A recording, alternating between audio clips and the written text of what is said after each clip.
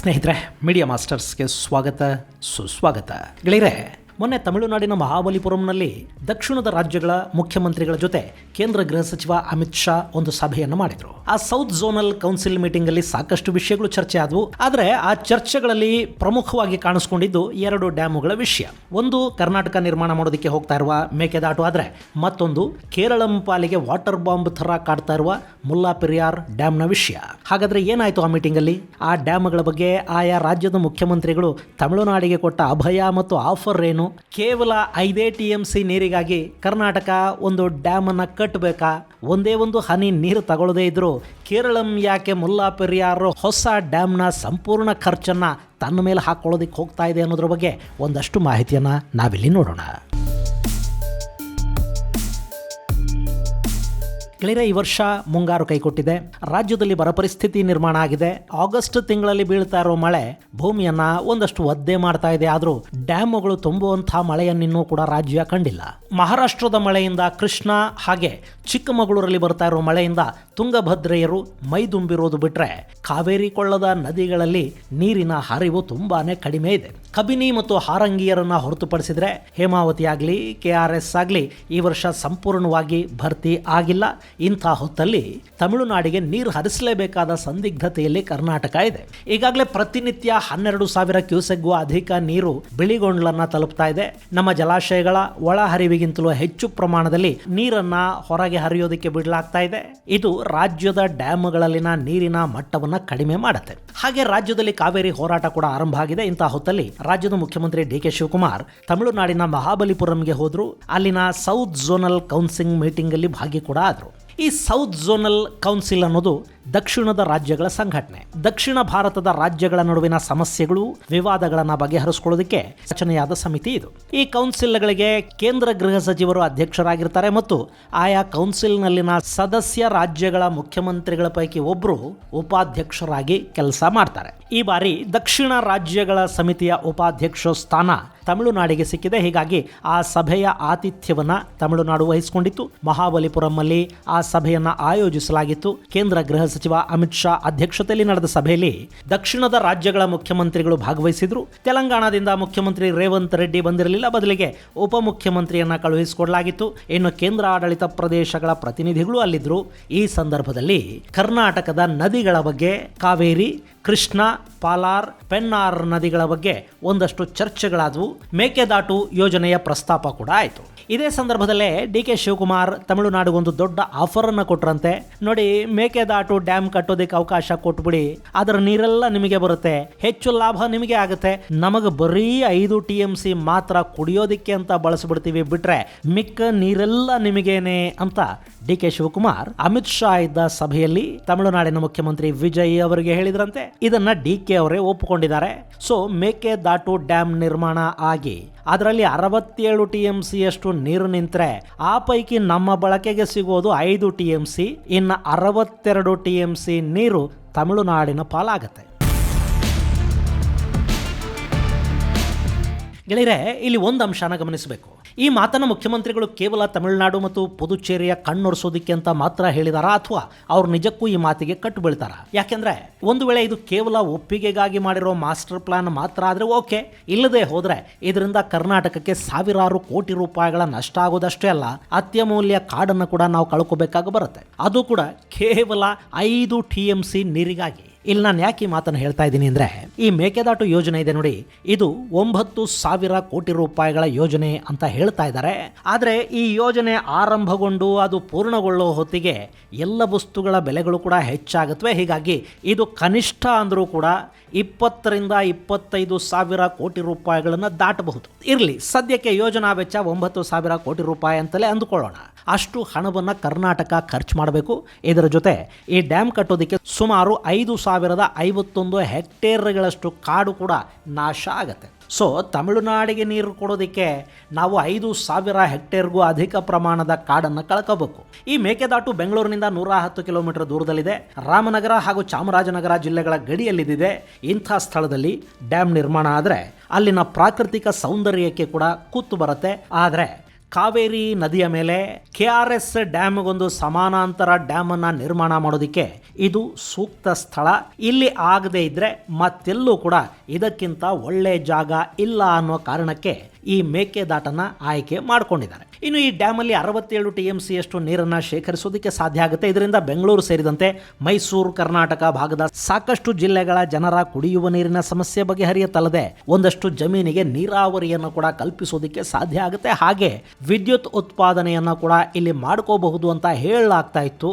ಆದರೆ ಈಗ ಮುಖ್ಯಮಂತ್ರಿ DK ಶಿವಕುಮಾರ್ ಅವರ ಮಾತುಗಳನ್ನು ಕೇಳ್ತಾ ಇದ್ರೆ ಇಷ್ಟೆಲ್ಲ ಹಣ ಖರ್ಚು ಮಾಡಿ ಕಾಡು ನಾಶ ಮಾಡ್ಕೊಂಡ್ರೆ ನಮಗೆ ಸಿಗೋದು ಕೇವಲ 5 TMC ಯಷ್ಟು ನೀರು ಮಾತ್ರನಾ? ಅದಕ್ಕಾಗಿ ಇಷ್ಟೆಲ್ಲ ಸರ್ಕಸ್ ನಮಗೆ ಬೇಕಾ ಅಂತ ಅನ್ನಿಸದೇ ಇರೋದಿಲ್ಲ. ಇನ್ನು ಬರೀ ಒಪ್ಸೋದಕ್ಕೆ ಮಾತ್ರ ಈ ಮಾತನ್ನು ಹೇಳಿದ್ದಾರೆ. ಆಮೇಲೆ ನೀರನ್ನು ಎಷ್ಟು ಬೇಕೋ ಅಷ್ಟು ಬಳಸ್ಕೋತಾರೆ. ಬಾಯಿ ಮಾತಲ್ಲಿ ನಡೆಯೋದಕ್ಕೆ ಇದು ದನದ ವ್ಯಾಪಾರ ಅಲ್ಲ. ತಮಿಳುನಾಡು ಈ ಬಗ್ಗೆ ಒಂದು ಗ್ಯಾರಂಟಿನ ಕೇಳುತ್ತೆ. ಎರಡೂ ರಾಜ್ಯಗಳ ನಡುವೆ ಒಂದು ಒಪ್ಪಂದ ಕೂಡ ಆಗಬೇಕಾಗುತ್ತೆ. ಅದರಲ್ಲಿ ಟರ್ಮ್ಸು, ಕಂಡೀಷನ್ಸು, ನೀರು ಹಂಚಿಕೆ ಎಲ್ಲದರ ಬಗ್ಗೆ ಉಲ್ಲೇಖ ಇರುತ್ತೆ. ಹೀಗಾಗಿ ಈಗೇನೋ ಹೇಳ್ಬಿಡ್ತೀವಿ ಆಮೇಲೆ ನೀರು ಕೊಡದೇ ಇದ್ರೂ ಆಗುತ್ತೆ ಅನ್ನೋ ಥರ ಇದು ವರ್ಕೌಟ್ ಆಗೋದಿಲ್ಲ. ಸೊ 5 TMCಗಾಗಿ ಕರ್ನಾಟಕ ಅಷ್ಟೊಂದು ತ್ಯಾಗ ಮಾಡಬೇಕಾ? ಮೇಕೆದಾಟು ಕಟ್ತೀವಿ ಅಂತ ಹೇಳ್ಬಿಟ್ಟಿದ್ದೀವಿ, ಅದರ ಹೆಸರಲ್ಲಿ ಪಾದಯಾತ್ರೆ ಮಾಡಿ ರಾಜಕೀಯ ಲಾಭನೂ ತಗೊಂಡು ಬಿಟ್ಟಿದ್ದೀವಿ. ಹೀಗಾಗಿ ಅದರಿಂದ ರಾಜ್ಯಕ್ಕೆ ಲಾಭ ಆಗುತ್ತೋ ಬಿಡುತ್ತೋ, ಡ್ಯಾಮ್ ಕಟ್ಟಿ ತಮಿಳುನಾಡಿಗೆ ಅದನ್ನು ಕೊಟ್ಟು ಬಿಡೋದಕ್ಕೆ DK ಏನಾದರೂ ಯೋಚಿಸ್ತಾ ಇದ್ದಾರಾ? ಗೆಳೆಯರೆ, ಕೇವಲ 5 TMC ನೀರು ಸಾಕು ಅನ್ನೋದಾದರೆ ಮೇಕೆದಾಟು ಅನ್ನೋದು ನಮಗೆ ಬೇಕಾಗೋದೇ ಇಲ್ಲ. ಮಳೆ ಬಂದಾಗ ನದಿ ನೀರನ್ನು ಕೆರೆಗಳಿಗೆ ಕರೆಕ್ಟಾಗಿ ಡೈವರ್ಟ್ ಮಾಡಿ ಅವುಗಳನ್ನು ತುಂಬಿಸಿದ್ರೂ ಕೂಡ ನಾವು 5 TMCಗಿಂತ ಹೆಚ್ಚಿನ ನೀರನ್ನು ಪಡ್ಕೊಳ್ಳೋದಕ್ಕೆ ಸಾಧ್ಯ ಆಗಲೂಬಹುದು. ಈ ಬಗ್ಗೆ ರಾಜ್ಯದ ನೀರಾವರಿ ತಜ್ಞರು ಸರ್ಕಾರಕ್ಕೆ ಒಂದಷ್ಟು ಸರಿಯಾದ ಮಾಹಿತಿಯನ್ನು, ಸಲಹೆಯನ್ನು ಕೊಟ್ಟರೆ ಒಂದಷ್ಟು ಅನುಕೂಲ ಅಂತೂ ಆಗತ್ತೆ. ಈ ಹಿಂದೆ ನೀರಾವರಿ ತಜ್ಞರೊಬ್ಬರು ಹೇಳಿದ ವಿಷಯನ ನಾನಿಲ್ಲಿ ನಿಮ್ಮ ಮುಂದಿಡೋ ಪ್ರಯತ್ನ ಮಾಡ್ತೀನಿ. ಇಲ್ಲಿ ಕರ್ನಾಟಕ ಸರ್ಕಾರ KC ವ್ಯಾಲಿ ನೀರನ್ನು ಕೆರೆಗಳಿಗೆ ತುಂಬಿಸುವ ಕೆಲಸನ ಮಾಡ್ತಾ ಇದೆ ಅಲ್ವಾ? ಆ ಕೆರೆಗಳ ಪಟ್ಟಿಯಲ್ಲಿ ಕಾವೇರಿ ಕೊಳ್ಳದ ಒಂದಷ್ಟು ಕೆರೆಗಳು ಕೂಡ ಇವೆ. ಸೊ ಅವುಗಳಿಗೆ KC ವ್ಯಾಲಿ ನೀರನ್ನು ಬಿಡೋದು ಬಿಟ್ಟು ಕಾವೇರಿಯಿಂದಲೋ ಹೇಮಾವತಿಯಿಂದಲೋ ನೀರನ್ನು ತಂದುಬಿಟ್ರೆ ಸಾಕಷ್ಟು ಪ್ರಮಾಣದ ನೀರನ್ನು ಶೇಖರಣೆ ಮಾಡೋದಕ್ಕೆ ಸಾಧ್ಯ ಆಗುತ್ತೆ. ಉದಾಹರಣೆಗೆ ನಮ್ಮ ತಿಪ್ಪಗೊಂಡನಹಳ್ಳಿ ಜಲಾಶಯ ಇದೆ ನೋಡಿ, ಅದರಲ್ಲಿ 3 TMC ಯಷ್ಟು ನೀರನ್ನು ಸಂಗ್ರಹಿಸೋದಕ್ಕೆ ಸಾಧ್ಯ ಆಗುತ್ತೆ. ಸೊ ಮಾರ್ಕೋನಹಳ್ಳಿ ಡ್ಯಾಮ್ನಿಂದ ತಿಪ್ಪಗೊಂಡನಹಳ್ಳಿಗೆ ನೀರನ್ನು ತರೋದಕ್ಕೆ ಸಾಧ್ಯ ಆದರೆ 3 TMC ಯಷ್ಟು ನೀರನ್ನು ಸಂಗ್ರಹಿಸೋದಕ್ಕೆ ನಮಗಲ್ಲೊಂದು ರೆಡಿ ಡ್ಯಾಮ್ ಇದೆ. ಇನ್ನು ಇದಕ್ಕೆ ತಮಿಳುನಾಡು ಕೂಡ ಆಕ್ಷೇಪಣೆ ಮಾಡೋದಕ್ಕಾಗೋದಿಲ್ಲ. ಯಾಕೆಂದರೆ ತಿಪ್ಪಗೊಂಡನಹಳ್ಳಿ ಡ್ಯಾಮ್ ತುಂಬಿದರೆ ಆ ನೀರು ಮತ್ತೆ ಕಾವೇರಿಗೆ ಹೋಗುತ್ತೆ, ಅದು ತಮಿಳುನಾಡಿಗೆ ಹರಿಯುತ್ತೆ.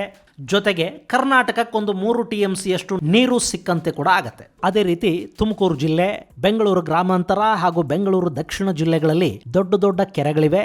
ಆ ಕೆರೆಗಳನ್ನು ಕಾವೇರಿ ಅಥವಾ ಹೇಮಾವತಿ ನೀರಿನಿಂದ ತುಂಬಿಸಿದ್ದೇ ಆದರೆ ಅಲ್ಲಿ ಕೂಡ ನಮಗೊಂದಷ್ಟು ನೀರು ಉಳಿಸೋದಕ್ಕೆ ಸಾಧ್ಯ ಆಗುತ್ತೆ. ಹೀಗಿರುವಾಗ ತಮಿಳುನಾಡಿಗೆ ನೀರು ಕೊಡೋದಕ್ಕೆ ನಾವ್ಯಾಕೆ ಜಾಗನೂ ಕೊಟ್ಟು ಹಣನೂ ಖರ್ಚು ಮಾಡಿ ಕಾಡೂ ಕಡಿದು ಅಲ್ಲೊಂದು ಡ್ಯಾಮನ್ನು ಕಟ್ಟಬೇಕು? ರಾಜಕಾರಣಿಗಳು, ಕಾಂಟ್ರಾಕ್ಟರ್ಗಳ ಹೊಟ್ಟೆ ತುಂಬಿಸೋದಿಕ್ಕ? ಇಲ್ಲಿ DK ಅವರ ಪ್ಲಾನ್ ಏನಿದೆಯೋ ಗೊತ್ತಿಲ್ಲ. ಆದರೆ ತಮಿಳುನಾಡು ಮುಖ್ಯಮಂತ್ರಿಗೆ ನಮಗೆ 5 TMC ಕೊಡಿ ಸಾಕು, ಡ್ಯಾಮ್ ನಮ್ಮದು, ಹಣ ನಮ್ಮದು, ಕಾಡ್ ನಮ್ಮದು, ನೀರೆಲ್ಲ ನಿಮ್ಮದೇ ಅಂತ ಅವ್ರು ಹೇಳಿದಾರಂತೆ. ಆ ಬಗ್ಗೆ ವರದಿಗಳಾಗ್ತಾ ಇವೆ. ಇನ್ನು ಈ ಸಭೆಯಲ್ಲಿ ಇಂಥದ್ದೇ ತಮಿಳುನಾಡಿಗೆ ಗೋಲ್ಡನ್ ಆಪರ್ಚುನಿಟಿ ಅನಿಸಿದ ಮತ್ತೊಂದು ಅಂದರೆ ಮುಲ್ಲಾ ಪೆರಿಯಾರ್ ಡ್ಯಾಮ್ ವಿಷಯ. ಈ ಡ್ಯಾಮನ್ನು ಕೇರಳ ಪಾಲಿನ ವಾಟರ್ ಬಾಂಬ್ ಅಂತ ಕರೀತಾರೆ. ಒಂದು ವೇಳೆ ಮುಲ್ಲಾ ಪೆರಿಯಾರ್ ಡ್ಯಾಮ್ ಒಡೆದು ಹೋದರೆ ಲಕ್ಷಾಂತರ ಮಂದಿ ಕೆಲವೇ ಗಂಟೆಗಳಲ್ಲಿ ಜಲಸಮಾಧಿಯಾಗಿ ಹೋಗ್ತಾರೆ ಅನ್ನೋ ಭಯ ಕೇರಳಮ್ಮನ್ನು ಕಾಡ್ತಾ ಇದೆ. ಈ ಹಿಂದೆ ಈ ಡ್ಯಾಮ್ ಬಗ್ಗೆ ಸಂಪೂರ್ಣ ಮಾಹಿತಿಯನ್ನೊಳಗೊಂಡ ವಿಡಿಯೋವೊಂದನ್ನು ಮಾಡಿದ್ದೀನಿ. ಅದರ ಲಿಂಕ್ ಅನ್ನು ನಿಮಗೆ ಡಿಸ್ಕ್ರಿಪ್ಷನ್ ಬಾಕ್ಸ್ ಅಲ್ಲಿ ಕೊಡ್ತಾ ಇದ್ದೀನಿ, ನೀವು ಅದನ್ನೊಂದ್ಸರಿ ನೋಡಬಹುದು. ಈ ಮುಲ್ಲಾ ಪೆರಿಯಾರ್ ಸುಮಾರು 130 ವರ್ಷಗಳ ಹಿಂದಿನ ಡ್ಯಾಮ್. ಇದೇನಾದರೂ ಒಡೆದು ಹೋದರೆ ಇಡುಕ್ಕಿ ಡ್ಯಾಮ್ಗೆ ಹೊಡೆತ ಬೀಳುತ್ತೆ. ಹಾಗಾಗಿನೇ ಕೇರಳಂ ಸಾಕಷ್ಟು ವರ್ಷಗಳಿಂದ ಈ ಡ್ಯಾಮ್ ವಿಷಯದಲ್ಲಿ ತಮಿಳುನಾಡಿನ ಜೊತೆ ಸಂಘರ್ಷಕ್ಕಿಳಿದಿದೆ. ಈ ಡ್ಯಾಮಿನ ನೀರನ್ನ ತಮಿಳುನಾಡಿನ ವೈಗೈ ನದಿಗೆ ಪೈಪ್ಲೈನ್ ಮೂಲಕ ಹರಿಸಲಾಗ್ತಾ ಇದೆ. ಬ್ರಿಟಿಷರ ಕಾಲದಲ್ಲಿ ಸುಮಾರು ಆ ಕಾಲದಲ್ಲೇ 999 ವರ್ಷಗಳ ಕಾಲಕ್ಕೊಂದು ಒಪ್ಪಂದ ಆಗಿತ್ತಂತೆ. ಹೀಗಾಗಿ ಈ ಡ್ಯಾಮ್ ಅನ್ನು 999 ವರ್ಷಗಳ ಕಾಲವೂ ನಾವು ಬಳಸ್ಕೋಬೇಕು ಅಂತ ತಮಿಳುನಾಡು ಬಯಸ್ತಾ ಇದೆ. ಅಕಸ್ಮಾತ್ ಇಲ್ಲಿ ಕೇರಳ ಸರ್ಕಾರ ಈ ಡ್ಯಾಮ್ ಅನ್ನ ಒಡೆದು ಇಲ್ಲಿ ಮತ್ತೊಂದು ಡ್ಯಾಮ್ ನಿರ್ಮಾಣ ಮಾಡೋದಕ್ಕೇನಾದರೂ ಮುಂದಾದರೆ ಹಳೆ ಡ್ಯಾಮ್ಗೆ ಸಂಬಂಧಪಟ್ಟ 999 ವರ್ಷಗಳ ಒಪ್ಪಂದ ಏನಿದೆ ಅದು ರದ್ದಾಗುತ್ತೆ. ಮತ್ತೊಂದು ಹೊಸ ಒಪ್ಪಂದವನ್ನೇನಾದರೂ ಇಲ್ಲಿ ಮಾಡ್ಕೋಬೇಕಾಗಿ ಬಂದರೆ ಈ ಮುಲ್ಲಾ ಪೆರಿಯಾರ್ ಡ್ಯಾಮಿನ ನೀರೇ ನಮಗೆ ನಿಂತು ಹೋಗಬಹುದು ಅನ್ನೋ ಭಯ ತಮಿಳರದ್ದು. ಆದರೆ ಕೇರಳಂ ಮಾತ್ರ ನೀವು ನಮಗೆ ಡ್ಯಾಮ್ ಕಟ್ಟೋದಕ್ಕೊಂದು ಅವಕಾಶ ಕೊಟ್ಬಿಡಿಯಪ್ಪ ಸಾಕು, ನೀರು ನೀವೇ ತಗೊಳ್ಳಿ, ಅದ್ಯಾವುದೋ ಓಬಿರಾಯನ ಕಾಲದ ಒಪ್ಪಂದ ಇದೆ ಅಂತ ಅದನ್ನೇ ಇಟ್ಕೊಂಡು ನಮ್ಮ ಜನರ ಪ್ರಾಣದ ಜೊತೆ ಆಟ ಆಡೋದಿಕ್ಕೆ ಹೋಗಬೇಡಿ ಅಂತ ತಮಿಳುನಾಡಿಗೆ ಮನವಿಯನ್ನ ಮಾಡಿಕೊಳ್ತಲೇ ಬರ್ತಾ ಇದೆ. ಆದರೆ ತಮಿಳುನಾಡು ಮಾತ್ರ ಅದ್ಯಾವುದಕ್ಕೂ ಸೊಪ್ಪು ಹಾಕ್ತಾ ಇಲ್ಲ.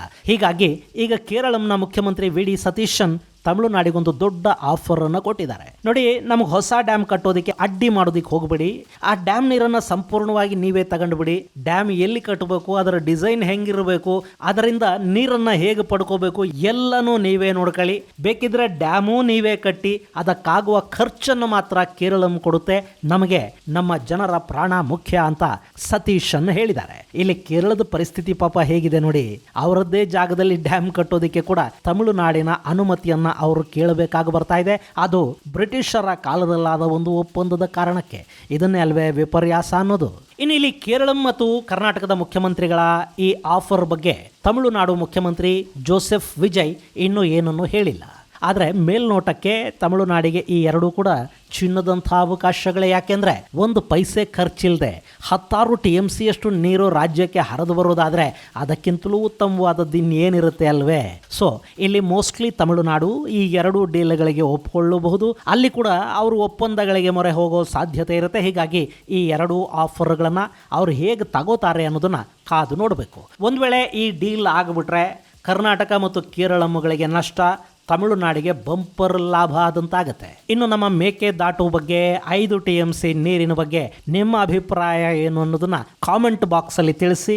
ನಿಮ್ಮ ಅಭಿಪ್ರಾಯ ಏನೇ ಇರಲಿ, ಭಾಷೆ ಸೌಜನ್ಯಯುತವಾಗಿರಲಿ. ಇದು ಗೆಳೆಯರೆ, ತಮಿಳುನಾಡಲ್ಲಿ ಕರ್ನಾಟಕ ಮತ್ತು ಕೇರಳಂ CMಗಳು ಕೊಟ್ಟಿರೋ ಬಿಗ್ ಆಫರ್ ಕುರಿತಾದ ಒಂದಷ್ಟು ಮಾಹಿತಿ. ಮುಂದಿನ ಸಂಚಿಕೆಯಲ್ಲಿ ಮತ್ತಷ್ಟು ವಿಶೇಷಗಳ ಜೊತೆ ಮತ್ತೆ ಭೇಟಿಯಾಗೋಣ. ಅಲ್ಲಿವರೆಗೆ ಜೈ ಹಿಂದ್, ಜೈ ಕರ್ನಾಟಕ.